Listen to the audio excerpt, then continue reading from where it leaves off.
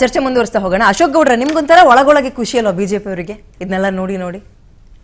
ನಮಗೆ ಖುಷಿ ಅನ್ನೋದಕ್ಕಿಂತ ನಮಗೆ ಬೇಸರ ಜಾಸ್ತಿ ಇದೆ. ಯಾಕೆ ಗೊತ್ತಾ, ಕರ್ನಾಟಕ ರಾಜ್ಯ ಜನತೆಯ ಬದುಕು ಏನಾಗಿದೆ ಇವತ್ತು ಕಂಗಾಲಾಗಿದೆ. ಅದರಿಂದಾಗಿ ನಮಗೆ ಬೇಜಾರಾಗಿದೆ. ಇವರು ದಂಗಲ್ ಆದ್ರೂ ಮಾಡ್ಕೊಳ್ಳಿ, ಸೀರೀಸ್ ಆದ್ರೂ ಮಾಡ್ಕೊಳ್ಳಿ, ಅಥವಾ ಇನ್ನೊಂದಾದ್ರೂ ಮಾಡ್ಕೊಳ್ಳಿ, ನಮ್ಗೆ ಅದ್ರ ಖುಷಿ ಅಲ್ವಾ ಅಂತ ಯಾಕೆ ನೋಡಿ ಅನ್ನೋ ಪ್ರಶ್ನೆಗಲ್ಲ. ನಿಮ್ಮಲ್ಲೂ ಹಿಂಗೆ ಆಗಿತ್ತು. ನಮ್ಮ ಹತ್ರ ಉದಾಹರಣೆ ಕೊಡಂಗಿಲ್ಲ. ಕಾಂಗ್ರೆಸ್ನವರು ಹಂಗೆ ಮಾಡ್ಕೊಳ್ತಾ ಇದ್ರಲ್ಲ ಬಿಡಿ ಅನ್ನಂಗೆ ಪೇಜ್ ಕಳಿಸ್ತಾರೆ. ಅವರೇ ಕರ್ನಾಟಕ ರಾಜ್ಯದ ಪೊಲಿಟಿಕಲ್ ಹಿಸ್ಟ್ರಿ ತೆಗೆದು ನೋಡಿದ್ರೆ ನಿಜಲಿಂಗಪ್ಪರ ಕಾಲದಿಂದ ಹಿಡ್ಕೊಂಡು ಇವತ್ತವರೆಗೂ ಹಂಗೆ ನಡ್ಕೊಂಡ್ ಬಂದಿದೆ. ದೊಡ್ಡ ಇತಿಹಾಸ ಇದೆ. ನಿಜಲಿಂಗಪ್ಪರ ಕಾಲದಲ್ಲಿ ವೀರೇಂದ್ರ ಪಾಟೀಲ್,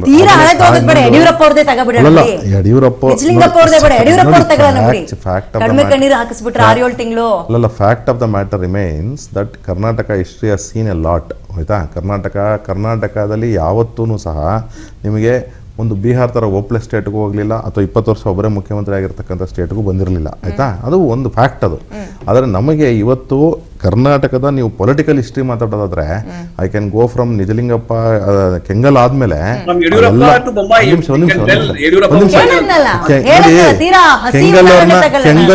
ಕೆಂಗಲ್ಲವ್ರನ್ನ ಇಳಿಸಿ ಕರ್ನಾಟಕ ರಾಜ್ಯದ ಏಕೀಕರಣ ಆದ್ಮೇಲೆ ಕೆಂಗಲ್ಲವ್ರನ್ನ ಇಳಿಸಿ ತದನಂತರದಲ್ಲಿ ನಿಜಲಿಂಗಪ್ಪರ ನಂತರ ಬಿಡಿ ಜತ್ತಿ ಏನೇನೋ ಹೋಗಿದೆ. ನಾನು ಅದನ್ನ ಬೇಕಾದ್ರೆ ದೊಡ್ಡ ಚರಿತ್ರೆಗೆ ನಾನು ಬೇಕಾದ್ರೆ 1 hour ಟೈಮ್ ಕೊಟ್ರೆ ಎಕ್ಸ್ಪ್ಲೇನ್ ಮಾಡ್ತೀನಿ. ಒಂದು ನಿಮಿಷ ದೇವರಾಜ ಅರಸು ಬಿಟ್ಟಿಲ್ಲ. ಆಯ್ತಾ, ದೇವರಾಜ ಅರಸು ನಟರಾಜಣ್ಣ ಒಂದ್ ನಿಮಿಷ.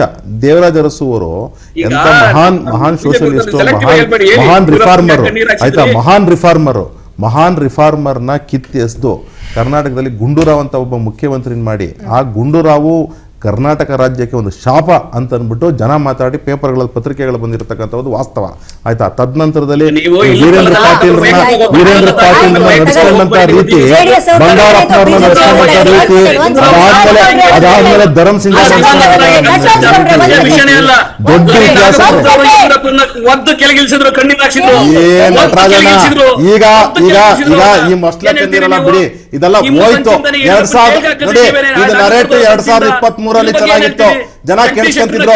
ಇವತ್ತೇನ್ ಹೇಳ್ತಾರೆ ಗೊತ್ತಾ, ಸಿದ್ದರಾಮಣ್ಣ ಹಿಂದುಳಿದವ್ರಿಗೂ ಇಲ್ಲ, ದಲಿತರಿಗೂ ಇಲ್ಲ, ಅಲ್ಪಸಂಖ್ಯಾತರಿಗೂ ಇಲ್ಲ, ಒಕ್ಕಲಿಗರ ಲಿಂಗಾಯತರಿಗೆ ಬೆಲೆ ಚೂರಿ ಆಗ್ದಂತ ಸಿದ್ದರಾಮಣ್ಣ ಮಾತಾಡಕ್ ಯಾಕಿದೆಲ್ಲ ಮಾತಾಡ್ತೀರಾ? ಒಂದ್ ನಿಮಿಷ. ಯಡಿಯೂರಪ್ಪನವ್ರ ಬಗ್ಗೆ ಯಡಿಯೂರಪ್ಪನವ್ರ ಬಗ್ಗೆ ನಿಮ್ಗೆ ಮಸ್ಲೆ ಕಣ್ಣೀರನ್ನ ಸುರಿಸೋದ್ ಬಿಡಿ. ನಾನು ಹೇಳ್ತೀನಿ ಫ್ಯಾಕ್ಟ್ ಆಫ್ ದ ಮ್ಯಾಟರ್. ಇವತ್ತು ನೋಡಿ, ಕರ್ನಾಟಕ ರಾಜ್ಯದ ಇತಿಹಾಸದಲ್ಲಿ ಗುಂಡೂರಾವ್ಗಿಂತ ಓಪ್ಲಸ್ ಗವರ್ನಮೆಂಟ್ ಸಿದ್ದರಾಮಯ್ಯ ಗವರ್ನಮೆಂಟ್ ಅಂತ ಹೇಳ್ತಾವ್ರೆ. ಸಿದ್ದರಾಮಯ್ಯ ಗವರ್ನಮೆಂಟ್ ಅಂತ ಹೇಳ್ತಾರೆ. ಈಗ ಒಂದು ಚಾಲೆಂಜ್ ಬಂದ್ಬಿಡಿ. ನೋಡಿ ಒಂದ್ ನಿಮಿಷ.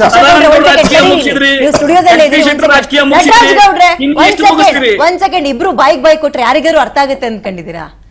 ಪ್ರಶ್ನೆ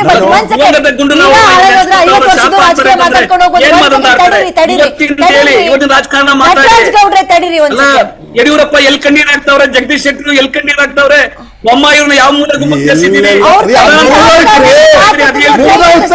2022-2023 ಚೆನ್ನಾಗಿತ್ತು.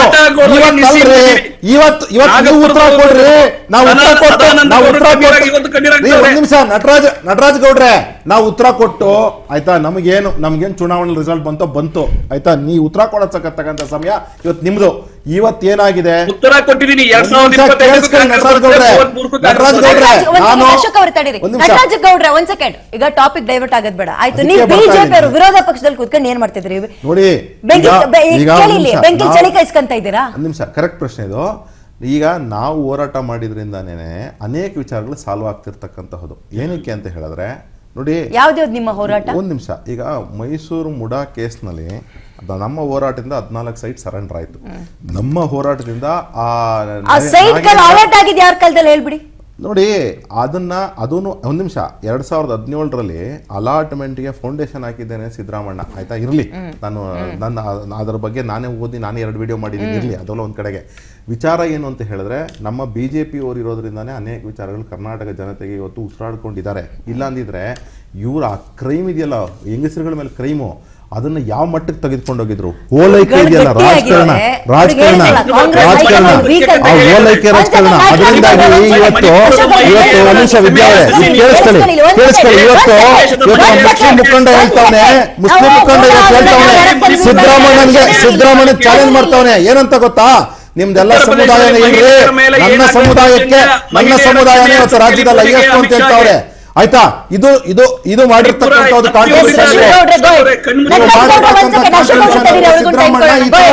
ಕುತಂತ್ರ ಮಾಡಿ ಜನ ಸಮುದಾಯವನ್ನು ರಾಜಕಾರಣ ಮಾಡಿ ಪೊಲೀಸ್ ಮೆಣಸಿಟ್ಟು ನನ್ನ ಕರ್ನಾಟಕಕ್ಕೆ ಬೆಂಕಿ ಇಟ್ಟಂತಹ ಸಿದ್ದರಾಮಯ್ಯ. ಇದನ್ನ ಜನ ಮಾತಾಡ್ತಿರೋದು. ನಾಗಪುರದ ಸಂಘಟನೆ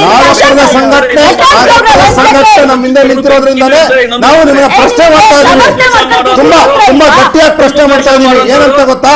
ನೀವು ಮಾಡುವ ಅನ್ಯಾಯಗಳನ್ನ, ನೀವು ಮಾಡಿರ್ತಕ್ಕಂಥ ವಂಚನೆಗಳನ್ನ, ನೀವು ಮಾಡಿರ್ತಕ್ಕಂಥ ಕರಪ್ಷನ್, ನೀವು ಮಾಡಿರ್ತಕ್ಕಂಥ ಕ್ರೈಮ್, ನೀವು ಮಾಡಿರ್ತಕ್ಕಂಥ ಅಡ್ಮಿನಿಸ್ಟ್ರೇಟಿವ್ ಕೊಲಾಪ್ಸ್ ಧೈರ್ಯವಾಗಿ ಮಾತಾಡ್ತಿದ್ದೀವಿ.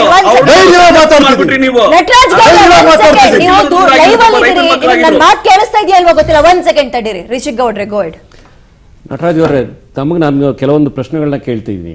ತಾವೇ ಹೇಳಿದ್ರಿ, ಸನ್ಮಾನ್ಯ ಡಿ ಕೆ ಶಿವಕುಮಾರ್ ಅವರು ಕರ್ನಾಟಕ ರಾಜ್ಯದ ಅಡ್ಮಿನಿಸ್ಟ್ರೇಷನ್ ಅಲ್ಲಿ DCM ಹುದ್ದೆಯಲ್ಲಿದ್ದಾರೆ, ಹಾಗೂ ಹಲವಾರು ಸಚಿವಾಲಯನ ಮೀಟ್ ಮಾಡಕ್ ಹೋಗ್ತಾ ಇದ್ದಾರೆ ಅಂತ ಹೇಳ್ತಾ ಇದ್ದಾರೆ. ದಯಮಾಡಿ ತಾವು ಯಾವ ಕೇಂದ್ರ ಸಚಿವಾಲಯದಲ್ಲಿ ಹೋಗ್ಬಿಟ್ಟು ಸನ್ಮಾನ್ಯ ಡಿ ಕೆ ಶಿವಕುಮಾರ್ ಅವರು ಕರ್ನಾಟಕ ರಾಜ್ಯದ ಪರವಾಗಿ ಏನ್ ಧ್ವನಿ ಎತ್ತಿದ್ದಾರೆ ಅನ್ನೋದನ್ನ ವಿಶ್ಲೇಷಣೆ ಮಾಡ್ಬಿಟ್ಟು ಆನ್ಸರ್ ಕೊಡಬೇಕು.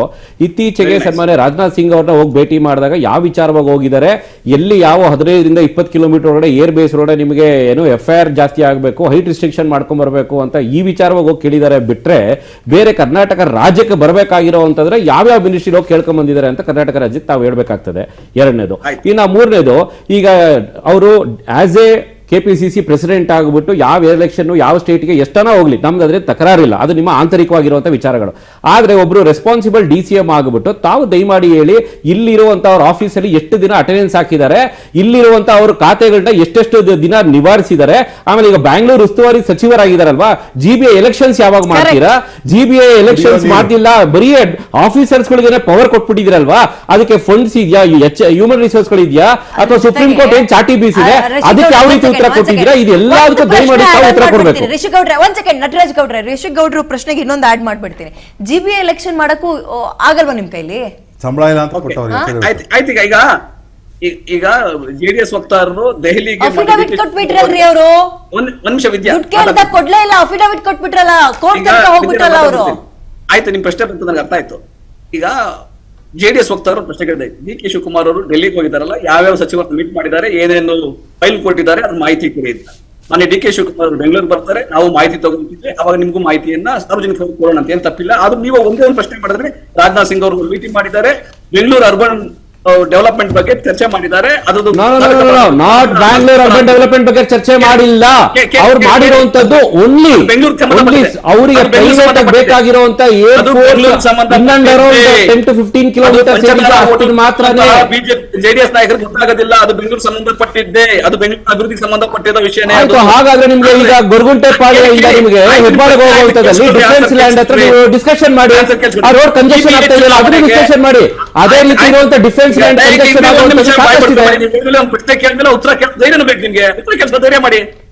ನಾನೇನ್ ಹೇಳ್ತಾ ಇದ್ದೀನಿ, GBA ಚುನಾವಣೆ ಬಗ್ಗೆ ಮಾತಾಡಿದ್ರಿ, SIR ನಡೀತಾ ಇದೆ, ಆನಂತರ ಸೆನ್ಸಸ್ ಶುರುವಾಗುತ್ತೆ. ಈ ಸಮಯದಲ್ಲಿ ಯಾವುದೇ ಕಾರಣಕ್ಕಾಗಿ ಚುನಾವಣಾ ಆಯೋಗಕ್ಕೆ ಅಧಿಕಾರಿಗಳು ಸಿಗೋದಿಲ್ಲ, ಮಾನವ ಸಂಪನ್ಮೂಲ ಸಿಗೋದಿಲ್ಲ, ಅವ್ರು ಚುನಾವಣೆ ಮಾಡ್ಲಿಕ್ಕೆ ಸಾಧ್ಯ ಆಗಲ್ಲ ಅಂತ ಹೇಳಿ ಅವರು ಹೇಳ್ತಾ ಇದ್ದಾರೆ. ಚುನಾವಣಾ ಆಯೋಗದವರು ಕರ್ನಾಟಕ ರಾಜ್ಯದಲ್ಲಿ ನಾವು ತಯಾರಿ ಮಾಡ್ಕೊಂಡಿದ್ದೀವಿ, ಡಿಲಿಮಿಟೇಷನ್ ಮಾಡಿದ್ದೀವಿ, ಮೀಸಲಾತಿ ಘೋಷಣೆ ಮಾಡಿದ್ದೀವಿ, 5 ಮಾಡಿದ್ದೀವಿ, 349 ವಾರ್ಡ್ಗಳು ಮಾಡಿದ್ದೀವಿ. GBA ಮಾಡೋರು ಯಾರು? ಯಾವ ಸೆನ್ಸಸ್ ಮೇಲೆ ಮಾಡಿದ್ರಿ? ಯಾವ ಸೆನ್ಸಸ್ ಮಾಡಿದ್ರೆ ನೀವು? ನೀವು ಈಗ ಸೆನ್ಸಸ್ ಆಗುತ್ತೆ ಅಂತಂದ್ರೆ ಯಾವ ಸೆನ್ಸಸ್ GBA ಮಾಡಿದ್ರಿ ನೀವು? ಒಂದ್ ಸೆಕೆಂಡ್. GBA ಎಲೆಕ್ಷನ್ ನಿಮ್ ಕೈಲಿ ನಡ್ಸಕ್ ಆಗ್ತಿಲ್ಲ, ಇದ್ ನಿಜಾನಾ? ಇಲ್ಲ, ಆತರ ಅಲ್ಲ, ರೀತಿ ಮಾತಾಡ್ಲಿಕ್ಕೆ ಸಾಧ್ಯ ಆಗಲ್ಲ. ಚುನಾವಣಾ ಆಯೋಗ ಈಗ ಮಾನವ ಸಂಪರ್ಕ, ಈಗ ನಾವು ಈ ವರ್ಷ ಮಾಡ್ಬೇಕಂತಿದ್ವಿ, ಇವಾಗ ಯಾವಾಗ ಜೂನ್ ಜುಲೈ ಮಾಡ್ಬೇಕಂತಿದ್ವಿ. ಜೂನ್ ಜುಲೈ ಮಾಡ್ಲಿಕ್ಕೆ SIR ನಡೆಯುತ್ತ ಕಾರಣವಾಗಿ ಕೇಂದ್ರ ಸರ್ಕಾರ ಯಾಕೆ ಸರ್ ಹೋದ್ರು ಚುನಾವಣಾ ಆಯೋಗದವರು? ಕೇಳ್ರಿ, ಯಾಕೆ ಸರ್ ಹೋದ್ರು? ಈಗ ಎಲೆಕ್ಷನ್ ಮಾಡಕ್ಕೆ ಈಗ ಕತೆ ಹೊಡಿತೀರಿ ನೀವು. ಈಗ ನಿಮ್ಗೆ ಅರ್ಥ ಆಗ್ತಾ ಇಲ್ವಾ? ಚುನಾವಣಾ ಆಯೋಗಕ್ಕೆ ಮ್ಯಾನ್ ಪವರ್ ಸಿಗೋದಿಲ್ಲ ರಾಜ್ಯದಲ್ಲಿ, ಅದಕ್ಕಾಗಿ ಅವರು ಚುನಾವಣೆ ಮಾಡೋದಿಲ್ಲ.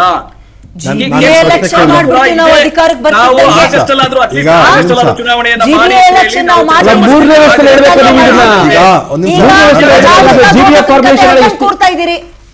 ಈಗ ವಿದ್ಯಾವ್ರೆ ನಿಮ್ಗೆ ಕಾಗಕ್ಕ ಗುಗ್ಗಪ್ಪ ಕತೆ ನಿಮ್ಗೆ ಇರ್ಬೋದೇನೋ ನನ್ಗೆ ಗೊತ್ತಿಲ್ಲ. ಆಗಸ್ಟ್ ಅಲ್ಲಿ ಚುನಾವಣೆ ಆಗತ್ತೆ. ನಾವ್ ಅನ್ಕೊಂಡಿದ್ವಿ ಜೂನ್ ಜುಲೈ ಮಾಡೋಣ ಅಂತ ಅನ್ಕೊಂಡಿದ್ವಿ, ಸಾಧ್ಯ ಆಗ್ತಾ ಇಲ್ಲ. SIR ಮತ್ತೆ ಬೇರೆ ಬೇರೆ ಪ್ರಕ್ರಿಯೆಗಳಿಂದ ಚುನಾವಣೆಯನ್ನ ಮಾಡ್ಲಿಕ್ಕೆ ಆಗಸ್ಟ್ ಅಲ್ಲಿ ಆಗತ್ತೆ, ಅದಕ್ಕಿಂತ ಮುಂಚೆ ಸಾಧ್ಯ ಆಗೋದಿಲ್ಲ. ಇದು ಸ್ಪಷ್ಟ. ಆಮೇಲೆ ಕೇಳಿಸ್ಕೊಳ್ಳಿ, ಬಿಜೆಪಿ ಅವರು ನಮ್ಮ ಅಶೋಕ್ ಅವ್ರು ಹೇಳ್ತಾ ಇದ್ರು, ವೀರೇಂದ್ರ ಪಾಟೀಲ್ ಇಂದ್ರು ಜತ್ತಿ ಅವರಿಂದ ಹಿಡಿದು ಎಲ್ಲರ ಬಗ್ಗೆ ಮಾತಾಡ್ತಾ ಇದ್ರು. ಯಡಿಯೂರಪ್ಪ 4 ಮುಖ್ಯಮಂತ್ರಿಗಳು ತಗೊಂಡ್ಬಂದ್ರು, ಆಪರೇಷನ್ ಕಮಲ ಮಾಡಿ, ಕುದುರೆ ವ್ಯಾಪಾರ ಮಾಡಿ, ಯಡಿಯೂರಪ್ಪನ ಕಣ್ಣೀರ್ ಹಾಕ್ಸಿ ಅವರ ಮುಖ್ಯಮಂತ್ರಿ ಕುರ್ಚಿಯಿಂದ ಎಳೆದು ಕೆಳಗಡೆ ಬಿಸಾಕಿದಂತವ್ರು ಇದೇ ನಾಗಪುರದವರು. ನಟರಾಜ್ ಗೌಡ್ರೆ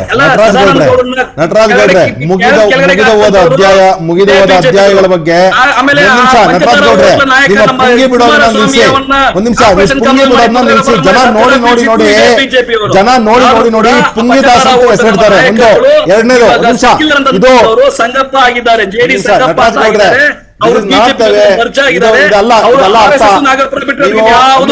ನಟರಾಜ್ ಗೌಡ್ರೆ ಆಗಿರುವಂತದ್ದು ದಯಮಾಡಿ ಅರ್ಥ ಮಾಡ್ಕೋಬೇಕು. ಮರ್ಜರ್ ಅಂದ್ರೆ ಏನು, ಅಲಯನ್ಸ್ ಅಂದ್ರೆ ಏನು ಅಂತ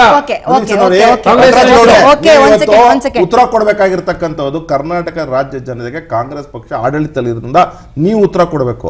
ನಾವು ಹಳೆ ಕಾಲದಲ್ಲಿ ಏನಾಯ್ತು, ನಾವು ಉತ್ತರ ಕೊಟ್ಟಾಯ್ತು, ಅದಕ್ಕೇನು ಜನ ಉತ್ತರ ಕೊಡಬೇಕು ಕೊಟ್ಟಾಗಿದೆ. ಅದ್ರ ಬಗ್ಗೆ ನೀವು ಹೋಗಿ ಮತ್ತೆ ಮತ್ತೆ ಮತ್ತೆ ಹೇಳ್ತಕ್ಕಂಥ ವಿಚಾರ ಅಲ್ಲ. ಇವತ್ತಿರ್ತಕ್ಕಂಥದ್ದು ಏನು ಅಂದ್ರೆ, ನಿಮ್ಮ ಒಳ ಜಗಳದಿಂದ, ನಿಮ್ಮ ಒಳ ಸಮಸ್ಯೆಗಳಿಂದ ಇವತ್ತು ಕರ್ನಾಟಕ ರಾಜ್ಯದಲ್ಲಿ ಆಡಳಿತ ಕುಸಿತ ಆಗಿದೆಯೋ ಇಲ್ವೋ ಅನ್ನತಕ್ಕಂಥದ್ದಕ್ಕೆ ಉತ್ತರ ಕೊಡಿ. ಯಾಕೆ ಅಂದ್ರೆ ನಾನು ಎಕ್ಸಾಂಪಲ್ ನಾನು ಕಣ್ಮುಂದೆ ಹೇಳ್ತೀನಿ ನೋಡಿ. ಮೊನ್ನೆ ನಾನು ಇವತ್ತು ಹೆಸರು ಹೇಳ್ತಿಲ್ಲ, ಒಂದು ಕಚೇರಿ, ಸರ್ಕಾರಿ ಕಚೇರಿ, ಒಂದು ಸಣ್ಣ ನೋಟಿಸ್ ಕೊಡ್ಬೇಕ್ರಿ, ಎಂಡಾರ್ಸ್ಮೆಂಟ್ ಕೊಡ್ಬೇಕು. 4.5 ದಿನ ಆಟ ಆಡಿಸಿದಾರೆ. ಅದು ಏನ್ ಗೊತ್ತಾ, ಕೊನೆಯಲ್ಲಿ ಹೋಗ್ಬಿಟ್ಟು ನಾನು ಅವ್ರಿಗೆ ಏನ್ ಕೊಡ್ಬೇಕೋ ಕೊಟ್ರೆ ಅದಾದ್ಮೇಲೆ ಕೆಲಸ ಆಗಿದೆ. ಆಯ್ತಾ, ಇದೇನ್ರಿ ಆಡಳಿತ ವ್ಯವಸ್ಥೆ? ಒಂದು ಎಂಡಾರ್ಸ್ಮೆಂಟ್ ಕೊಡಕ್ರಿ, ಎಂಡಾರ್ಸ್ಮೆಂಟ್ ಕೊಡಕ್ಕೆ 4.5 ವರ್ಕಿಂಗ್ ಡೇಸ್ ರೀ. ಏನ್ರಿ ಇದು ಅರ್ಥ? ಏನಿದು? ಇದು ಆಡಳಿತ ನಿಮ್ದು? ಇದು ಆಡಳಿತ? ಮಾತಾಡಿದ್ರೆ ನಾನು DK ಬಣ, ಮಾತಾಡಿದ್ರೆ ಸಿದ್ದರಾಮಯ್ಯ ಬಣ ಅಂತ ಅಧಿಕಾರಿಗಳು ಮಾತಾಡ್ತಾರೆ. ಮಾತಾಡ್ತಾನ್ರಿ, ನಾನು DK ಶಿವಕುಮಾರ್ ಹತ್ರ ಹೋಗ್ತೀನಿ ಅಂತ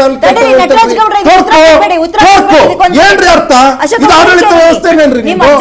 ಒಂದ್ ಪ್ರಶ್ನೆ ಇದೆ, ತಡೀರಿ ನಟರಾಜ್ ಗೌಡ್ರೆ ಒಂದ್ ಸೆಕೆಂಡ್. ಅಲ್ಲ, ನೀವು ವಿರೋಧ ಪಕ್ಷದಲ್ಲಿ ಕೂತ್ಕೊಂಡು ಇದ್ರ ಬಗ್ಗೆ ಯಾವತ್ ಧ್ವನಿ ಎತ್ತಿದಿರಿ, ಯಾವತ್ ಹೋರಾಟ ಮಾಡಿದಿರಿ? ಒಂದ್ ಲಾಜಿಕಲ್ ಎಂಡ್ ಅಂತ ಕೊಡ್ಸಿದ್ರ ನೀವು? ನಿಮ್ದು ಅಡ್ಜಸ್ಟ್ಮೆಂಟ್ ಅಂತ ಒಪ್ಕೊಳ್ಳಿ ನೀವು. ವಿದ್ಯಾವರೇ, ಏನು ಅಂತ ಹೇಳಿದ್ರೆ, ಆಡಳಿತ ವ್ಯವಸ್ಥೆ ಒಂದು ಸರ್ಕಾರದ ಚುಕ್ಕಾಣಿನಲ್ಲಿ ಇರ್ತದೆ. ಆಡಳಿತ ವ್ಯವಸ್ಥೆ ಸರಿ ಮಾಡ್ತಕ್ಕಂಥದ್ದು ಅಪೋಸಿಷನ್ ಕೆಲಸ ಅಲ್ಲ. ಇಶ್ಯೂಸ್ ಬಗ್ಗೆ ಮಾತಾಡಿ, ಆ ಇಶ್ಯೂಸ್ ಮಾತಾಡ್ತಕ್ಕಂಥದ್ದು 20 ಸಲ ಡೆಲ್ಲಿಗೆ ಹೋಗೋದು ಇಶ್ಯೂ ಅಲ್ವಾ ನಿಮಗೆ? ಅಭಿವೃದ್ಧಿ ವೀಕ್ ಆಗ್ತಿರೋದು ಇಶ್ಯೂ ಅಲ್ವಾ ನಿಮ್ಗೆ? ಅಭಿವೃದ್ಧಿ ವೀಕ್ ಆಗ್ತಿರೋದಕ್ಕೆ ತುಂಬಾ ಸತಿ ಮಾತಾಡಿ. ಅಭಿವೃದ್ಧಿ ವೀಕ್ ಆಗ್ತಿರೋದಕ್ಕೆ ತುಂಬಾ ಸತಿ ಮಾತಾಡಿದೀವಿ.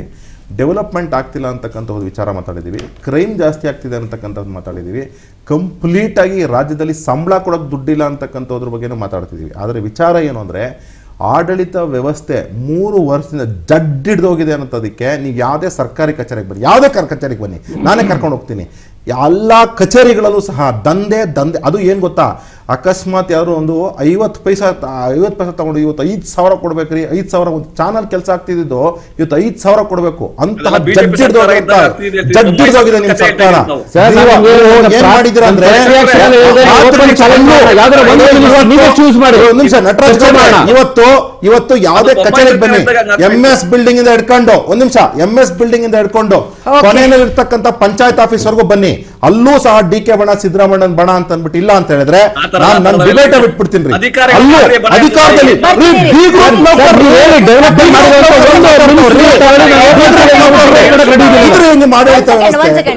ಬ್ರೇಕ್ ಆದ್ಮೇಲೆ ಚರ್ಚೆ ಮುಂದುವರಿಸಿ.